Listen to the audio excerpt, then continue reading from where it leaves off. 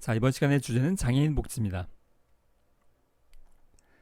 자, 장애인 복지는 장애인의 존엄성과 인간적 권리 회복, 자립 노력, 사회 참여 기회 보장 등에 입각해서 장애인 본인의 노력과 국가 및 공공단체가 장애인의 자활을 원조함으로써 필요한 보호를 행하고 장애인에게 불리한 조건을 경감해서 비장애인과 같은 생활 조건을 누릴 수 있도록 하자는 건데요. 자, 여기에서 비장애인과 같은 생활 조건, 앞으로 탈시설화에 대한 내용을 다룰 때 이 내용의 배경에 대해서 좀 더 자세한 내용을 말씀드릴 기회가 있겠습니다만, 비장애인, 보통 사람들, 일반인과 같은 생활 조건, 좀 더 짧게 이야기하자면 제가 좋아하는 용어는 보통의 삶입니다. 보통 생활 이렇게 해도 되겠고요. 장애인이니까 특별한 삶을 살 수 있도록 우대해주자라는 의도가 아니고, 장애인들이 물론 여기서 장애인 중에서 경증 장애는 사실 장애인 복지와 전혀 지원 없이 일반적인 삶을 살 수 있는 상황은 얼마든지 많습니다. 우리가 보통 장애인 복지에서 장애인 그러면 대개는 중증 장애인을 이야기하는 겁니다. 독립적인 생활이 일반적으로 어려운. 자, 중증 장애인이 현재 삶의 모습이 보통의 삶과는 거리가 멀기 때문에, 그래서 보통의 삶으로 올 수 있도록 뭔가 조치를 취하고 정책과 서비스를 제공하자라는 말의 의도이지, 장애인을 뭔가 특별한 삶을 살 수 있도록 하자는 것의 의미가 아니어서, 자, 이 말의 의미는 제가 앞에서도 얘기했겠고 앞으로 또 기회가 되면 이야기하겠습니다만, 장애인이라고 해서 장애인만 모여있는 특수학교에 가서 교육을 받지 말고, 가능하다면 장애인이라고 해서 장애인만 모여서 사는, 산속에 있는 수백 명 모여 사는 시설에 모여 살지 말고, 여러분이 사는 옆집에, 보통의 삶, 여러분이 사는 옆집에 함께 사는 거고, 장애인 직장에 다닌다면 장애인만 따로 모이는 보호자 협장 같은 데서 일을 하지 말고, 보통의 직장에 보통 사람들과 함께 동료로서 옆자리에서 직장 생활을 하는 것, 그게 보통의 삶의 의미입니다. 그런데 그게 잘 안 되고 있으니까, 그런 보통의 삶과 거리가 굉장히 먼 측면들이 있으니까 그걸 보통의 삶으로 가자고 하는 것의 의미이고요. 자, 물론 이것이 세부적인 영역으로 들어가면 예외나 반론이 있을 수 있는 부분들은 굉장히 많이 있습니다. 근데 지금 그걸 하나하나 짚어나갈 수 있는 시간은 가능하지가 않아서 총론적으로 말씀을 드리는 건데요. 우리가 앞에서 장애인 직업 재활의 보호 지원 고용에 대해서 다룬 적이 있는데요.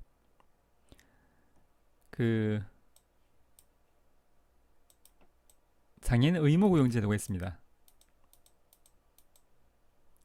일정 규모 이상 50인 이상의 공사 단체에서는, 조직에서는 대략 3% 내외, 또 세부 기준이 여러 가지가 있습니다만 3% 정도의 장애인을 우선적으로, 100명이면 3명은 장애인을 의무적으로, 안 하면 벌금 같은 게 나옵니다. 고용부담금이라고 하는데요. 자, 근데 이것이 장애인을, 이게 평균 고용률이라고 한다면 이걸 보통 사람들보다 더 우대하자는 의미가 아니어서, 이미 현저히 낮은 상황인데 장애인의 고용 취업률이 평균보다, 보통 사람, 일반 비장애인들보다 훨씬 낮은데, 이게 그냥 내버려 두면, 시장 경제에 맡겨두면 이게 좁혀지지 않으니까, 그래서 의무고용이라는 걸 통해서라도 평균 근처까지, 평균도 아니고 평균 근처까지만이라도 좀 끌어올려보자 라는 의도이지, 평균보다 더 앞세워서 장애인이니까 더 우대해주자 라는 의도가 아니라는 겁니다. 대부분의 할당제, 이런 것의 정책의 의도는 이런 겁니다. 이미 평균보다 현저히 불리해요. 그걸 정책적으로 좀 끌어올리자는 의도이지, 장애인을 평균보다 앞장 세우자는 것의 의도가 아니라는 것에 대해서 말씀을 드립니다.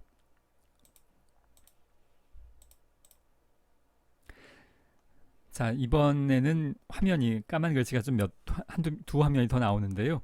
자, 개인적 모델과 사회적 모델에 대해서 다루려고 합니다. 개인적 모델은 장애라는 현상을 질병, 결함, 건강 조건 등에 의해서 야기된 개인의 문제라고 간주하겠고, 사실 누군가가 하반신 마비로 휠체어를 이용합니다. 개인의 문제인 셈이죠. 예를 들어서 휠체어를 이용하는 지체장애인이 이동에 어려움이 있다면 그 문제는 지체장애인 개인의 신체상의 결함으로 인해서 발생한 것이라고 보고, 개인의 문제다. 그리고 그걸 극복할 책임도 개인에게 있다라고 보는 겁니다. 그래서 개인적 모델에서는 장애 문제를 개인의 문제라고 보기 때문에 전통적으로 의료 전문가에 의한 개별적인 치료가 중심이었습니다. 자, 너무 길게 그려졌는데요. 자, 버스가 있습니다. 버스의 앞에 계단, 뭐 중간 계단도 그렇습니다만 앞에 계단이 되게 좀 가파롭죠. 좁고. 그래서 휠체어를 이용하는 장애인이 이 계단을 올라갈 수가 없어서 이제 어떻게 했었냐면 업고 올라갔죠. 휠체어는 휠체어대로 접어서 어디 밑에 그 보관하고, 사람은 업어서 이렇게 올라가는 수밖에 없었습니다. 뭐 당연히 개인의 문제니까, 이게 개인의 문제니까, 그렇다면 이 사람을 버스를 탈 수 있도록 하기 위해서는 이 사람을 일으켜 세워야 되는 겁니다. 개인의 문제니까 개인을 변화시키려고 하는 겁니다. 자, 그런데 장애라는 것이 원래 단기간에 회복될 수 없기 때문에 질병이 아닌 장애라고 부르는 건데요. 뭐 이렇게 일으켜 세워질 수가 있다면 뭐 이것도 좋습니다만, 이게 안 된다는 겁니다. 금방, 단기간 안에. 그런데 어쨌든 간에 버스를 못하면 개인의 책임, 이게 개인적 모델의 의미예요. 자, 근데 사회적 모델은 장애를 개인에게 귀속된 것이 아니라, 개인 때문인 것이 아니라 사회적 환경에 의해서 창조된 조건들의 집합체라고 보는 관점이고요.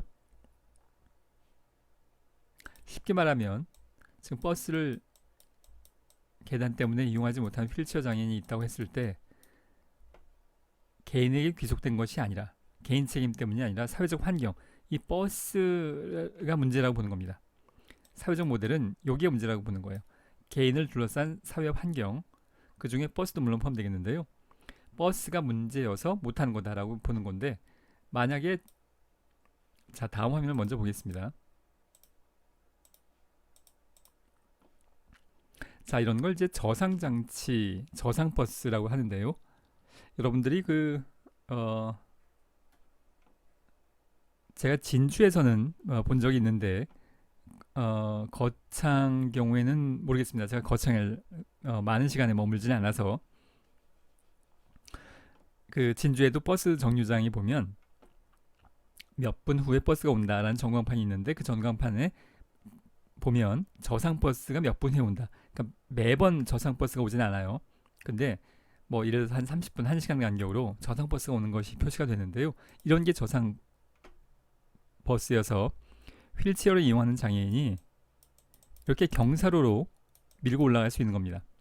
어떤 경우에는 좀 이게 평평한 장치가 되어 있어서 이게 기계 장치로 이렇게 쭉 올려져서 버스를 탑승하게 되는 경우도 있고요. 자, 이런 걸 저상, 아래에서 위로 올라간다는 뜻으로 저상버스라고 이야기하는데, 자, A라는 사회는 버스가 저상장치가 없어서 휠체어를 이용하는 장애인이 버스를 못합니다. 그리고 개인의 책임이라고 봐요. 근데 B 사회는 버스가 저상장치가 되어 있어서 휠체어를 이용하는 장애인이, 똑같은 장애인이 버스를 타는데 아무 지장이 없습니다. 그렇다면 버스를 기준으로 보면 A 사회와 B 사회의 비교를 해보면 어디가 문제냐면 버스가 문제일 수 있는 겁니다. 버스가 저상장치가 되어 있으면 문제가 없는 건데, 버스가 저상장치가 안 되어 있기 때문에 탑승을 못하는 것의 의미죠. 개인에게 문제가 있어서 개인이 버스를 이용하지 못하는 것의 측면도 있겠지만, 버스가 문제라고 보는 관점이 사회적 모델이에요. 버스가 장애인 셈이죠.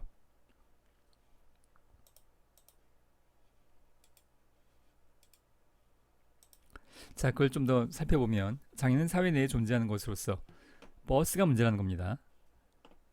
장애인 개인에 내재하는 개인적 제한이 아니라 장애인의 욕구를 사회 내에서 수용하고 이에 적합한 서비스를 제공하지 못하는 사회의 실패, 버스의 실패를 의미하는 것이겠고, 예를 들자면 휠체어를 이용하는 지체장애인이 이동에 어려움이 있다면 그 문제는 도로에 경계통이나 계단이 많고 경사로가 없는 것, 그게 문제인 거라고 보는 것이 사회적 모델입니다.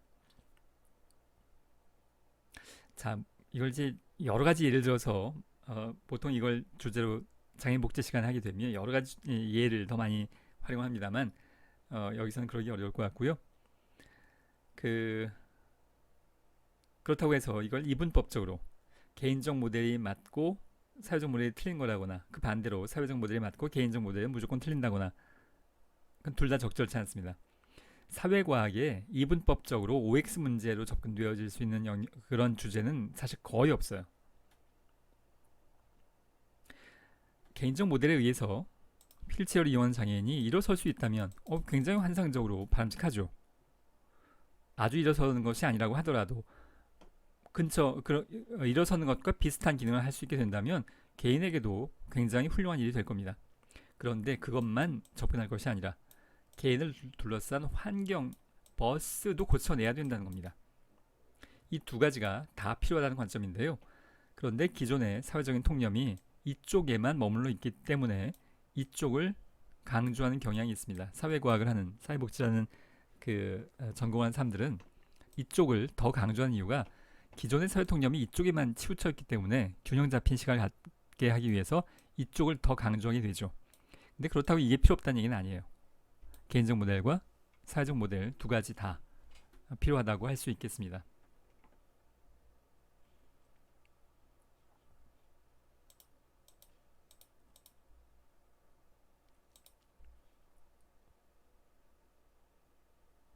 자, 그래서 동영상 한 가지 보겠습니다. 탈시설화에서 산속에 있는 대규모 거주시설에서 벗어나서 지역사회, 장애인, 중증 장애인이라고 해서 어딘가 저 외딴 곳에 수백 명이 모여 살지 말고 여러분 옆집에 지역사회에 함께 살자는 곳에 한 시도를 보려고 합니다.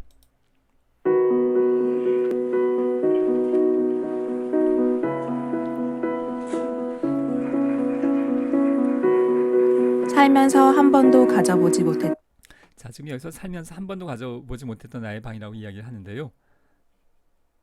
이게 참 탈시설화를 이제 본격적으로 설명드릴 기회가 없었던 거라서, 자, 산속에 300명 시설이 있습니다. 대개 다인실이에요. 5, 6명이 함께 생활을 하죠. 여러분들이 캠프를 갔을 때 그런 경험을 했을 텐데요. 수련회나 이런 것들, 종교단체나 직장에서 또는 중고등학교 때 그런 상황에서 평생을 산다면 그래서 이런 표현이 나오는 겁니다. 일반적인 보통의 삶이 아니라는 겁니다.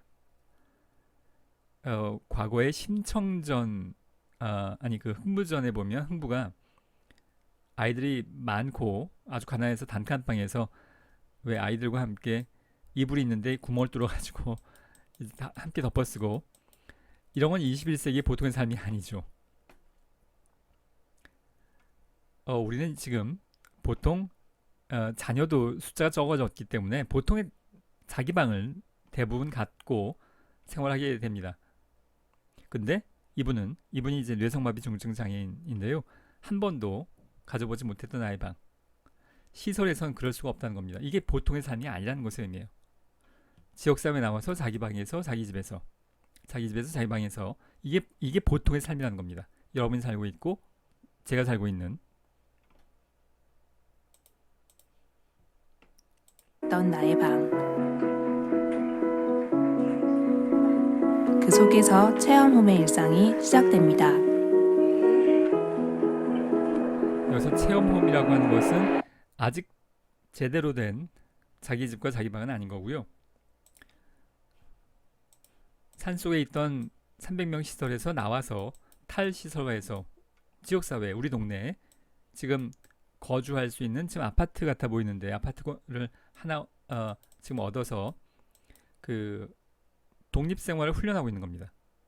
체험홈이란 말은 독립생활을 자기 방에서 살아나가는 걸 훈련하는 과정에 체험하는 과정에 체험홈이라는 거고요.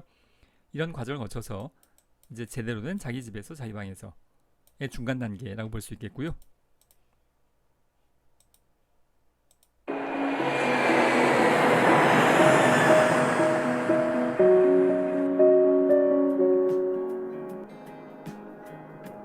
대구 사람장애인 자립생활센터에서 운영하는 자립생활 체험 자, 이건 물론 사회복지사들이 운영합니다. 자립생활센터, 자기 집에서 자기 방에서 살자는 것의 의미입니다. 그 이전에 그렇게 못했다는 얘기예요. 체험홈은 2007년 남성체험홈 1개소를 시작으로 현재 여성체험홈 2개소, 남성체험홈 2개소, 총 4개소를 운영하고 있습니다.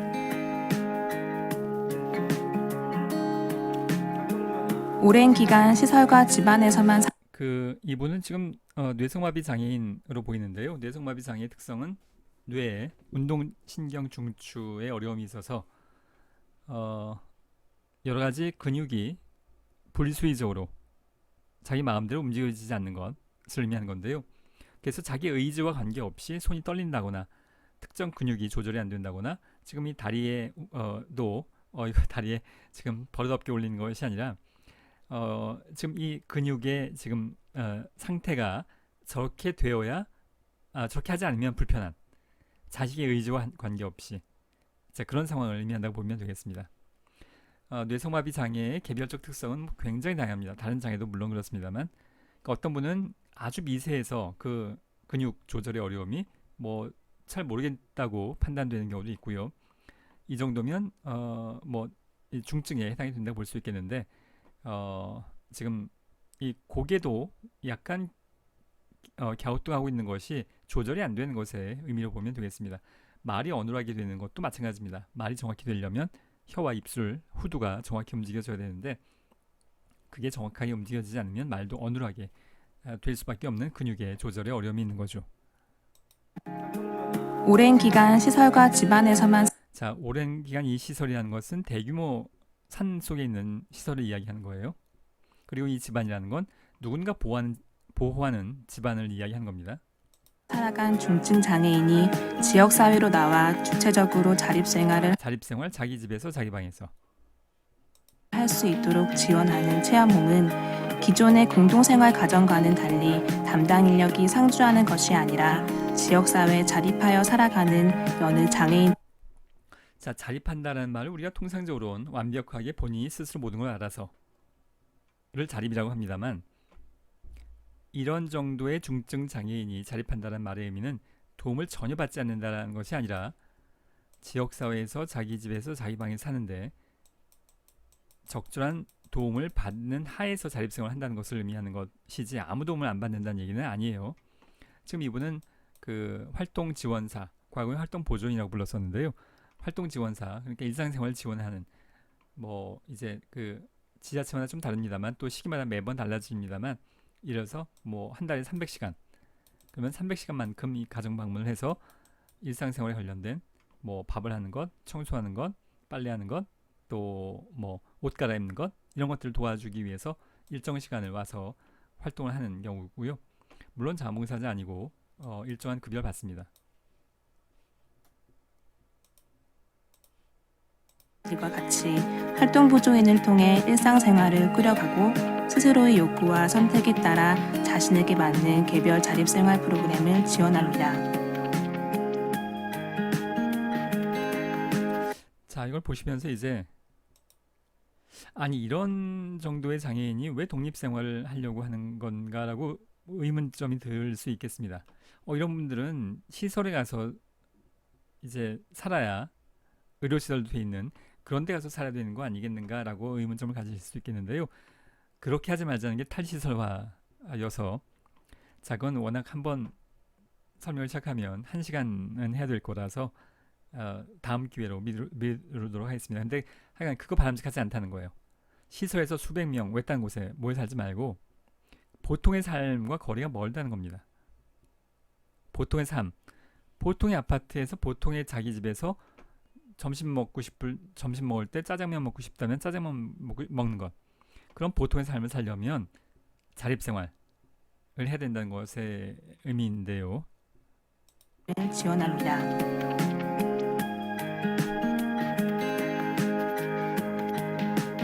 때론 귀찮고 힘들기도 합니다.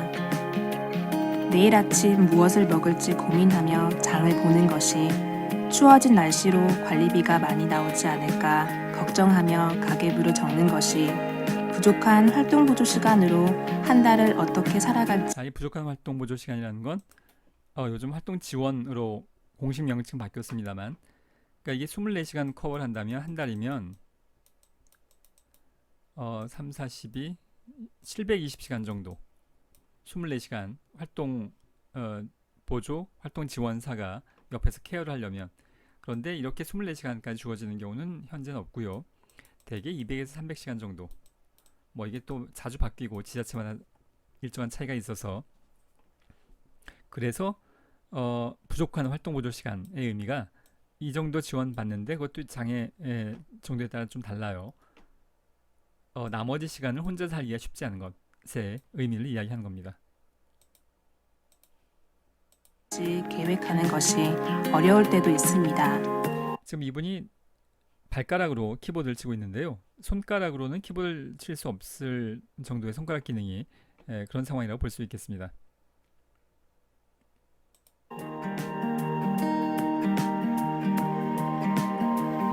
하지만 다양한 경험과 고민을 통해 자신의 힘을 발견하며 선택하고 책임지는 삶을 깨닫게 됩니다.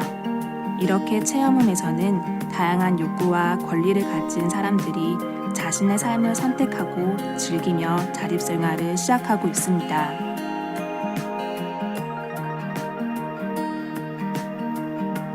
시소의 이 시대는 다른 세계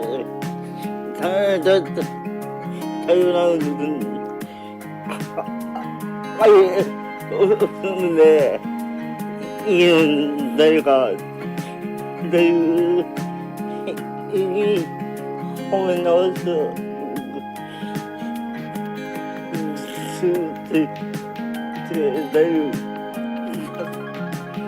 자, 여러분들 이걸 좀 기억을 하면 좋을 것 같습니다. 지금 이분이 시설에서는 자유라는 게 아예 없었는데, 이 시설에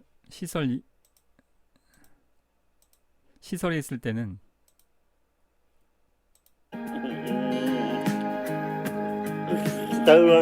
자유라는 게 아예 없었는데, 그 시설이 어디냐면 사회복지 시설을 의미하는 겁니다. 그 중에서 중증 장애인 거주 시설을 의미하는 건데요. 외딴 곳에 산속에 한 300명이 모여 살게 되면 규칙이 생길 수밖에 없습니다. 300명이 모여 살게 되기 때문에 이게 사회복지시설, 사회복지사가 운영하는 중증 장애인 거주 시설을 의미하는 건데요. 300명이 모여 살다 보면 규칙이 생기고, 그래서 자유가 없다라고 이야기하는 겁니다. 여기서 사회복지사들이 300명 장애인을 못 살게 굴어서 막 채찍으로 때리고 쇠사슬을 묶고 그렇지는 않아요. 그런 데는 없습니다, 이젠. 그럼에도 불구하고 안타깝게도 이 사회복지사들이 여기 근무하는 사회복지사들이 열심히 일을 함에도 불구하고 자유라는 게 없다고 느끼고 있는 셈입니다. 모여 살고, 여기서 300명이 모여 사는 상황 하에서 이분의 이렇게 기여를 하고 있어요. 사회복지 시설에서, 거주 시설에서의 생활을.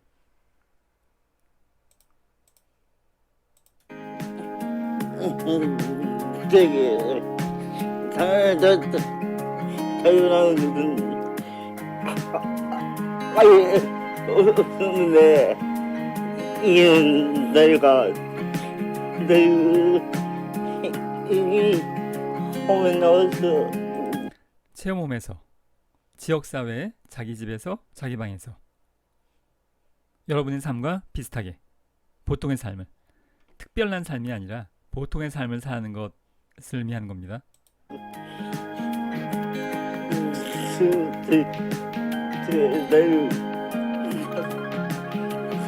살았어요.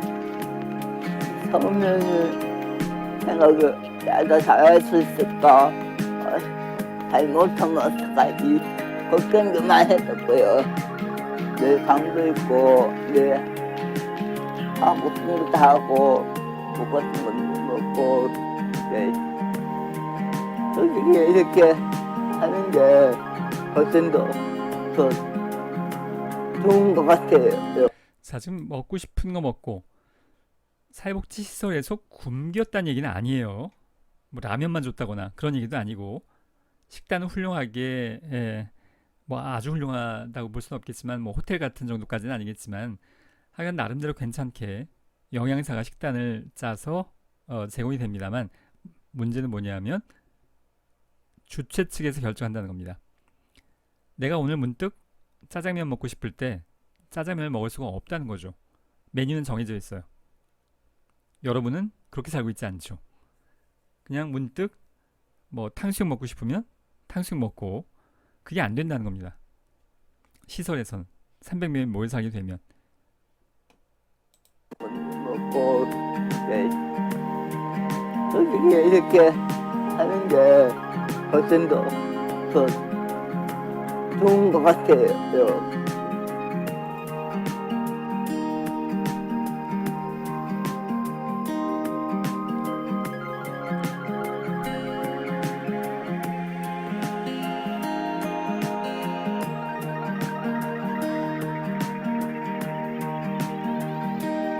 맨날 언제까지 부모님 살 수가 없잖아요.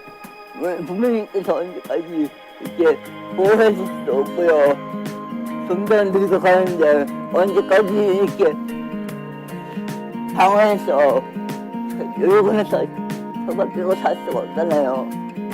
용기를 꼭 한번 도전하는 게 훨씬 더 좋은 것 같아요.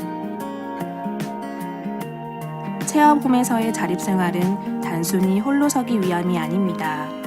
마주한 세상과 부딪혀 실패도 좌절도 경험하지만 이를 통해 더욱 단단해지는 자신을 발견하고 서로를 지지하고 지원하는 함께하는 사람들과 더불어 살아가는 것입니다. 체험홈은 중증 장애인이 지역사회에서 함께 살아가기 위한 시작입니다.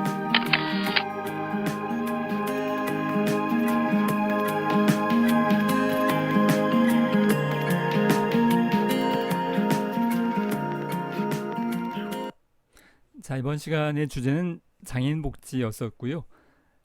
이 탈시설화가 지역사회 복지하고도 연결되는 내용이기 때문에 좀 더 세부적인 내용들은 그 지역사회 복지론에서 다루게 될 텐데 여기서 얘기했던 몇 장면들을 좀 기억해 보면 더 좋을 것 같습니다. 자, 이번 시간은 여기까지 하도록 자신의 하겠습니다. 삶을